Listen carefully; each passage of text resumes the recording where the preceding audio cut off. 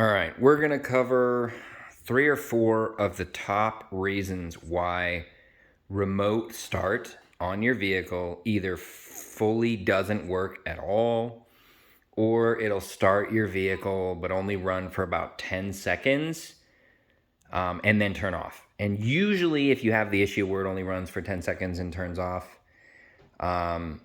most people will experience that on a cold start. Okay, so what are the top reasons? One, the sound systems in these cars and all the electronics, they drain the shit out of the battery. Okay, let's be real.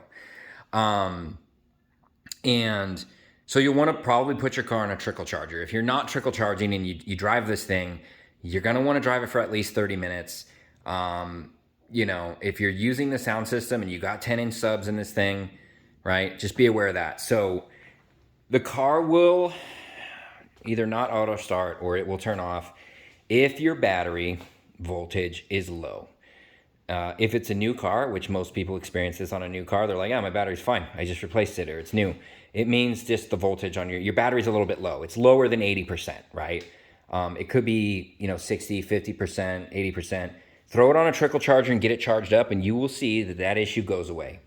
If you want to test the voltage on your battery without the engine running, it's going to be around 12.5, 12.6 volts right here on this terminal. You can go to the trunk and test it, but you can test it on this terminal. Your ground is right here. So ground here, positive here. You can just, there's a little clip here you push and this thing opens up and you get access to the terminal. So 12.5 to 12.6 without the engine running. With the engine running, it could go as high as 14.5, 14.8 volts on the charge. Another reason. So you have a sensor right here that tells the car, hey, the hood is completely open, okay? You can still start the car using your push button, right? This is mostly for safety of auto mechanics and people that are actually working on the car so that somebody doesn't remote start it when they have their hands all up in the engine, right? So if this thing is up or it's damaged or water got in here or whatever, you can replace this. It's about $16 part. Not a huge deal, but this little button right here can also cause issues with your remote start. Now, this isn't going to cause issues with the 10-second thing. This will be, hey, remote start doesn't work at all. That's what this button is. You also have a sensor, hood latch sensor, to see, hey, is my hood latch disengaged, right? Now, the hood will be closed, but the latch might be disengaged. Now, there's another sensor for that in here. Again, if remote start doesn't work at all, check this sensor, check that sensor.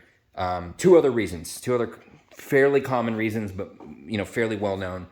If the fuel level in the vehicle is too low, and I'm talking like under a quarter tank, quarter eighth or less, remote start will only run for like 10 seconds and then it'll turn off. If you have a check engine light on, remote start, I believe, won't work at all. If it does, it'll only work for 10 seconds. So you can, hook up an ODB2 device and you can clear that engine code and see, check it out and see what's going on. But, again, if you have an engine code, you want to get that checked out. You want to get that fixed because catastrophic, downstream failures can start to occur if you have certain components that aren't working properly in this car. But really, those are the main reasons. There is actually one other reason that it might turn off or that it might not work, and that is if the vehicle is not locked, okay? So before you try to auto start it. So the vehicle does need to be locked.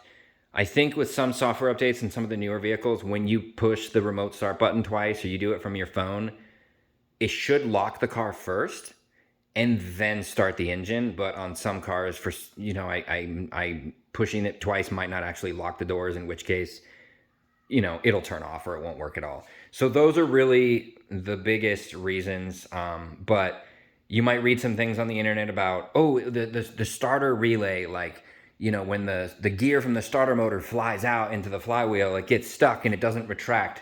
That's totally false. Like, those were theories, those were ideas, but that actually doesn't happen. In almost all cases, it's low voltage on the battery.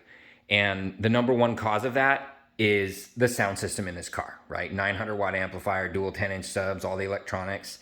If you're not driving the car enough or for long enough, you have to trickle charge it. Otherwise, the battery will drop below the threshold that is permissible for remote start.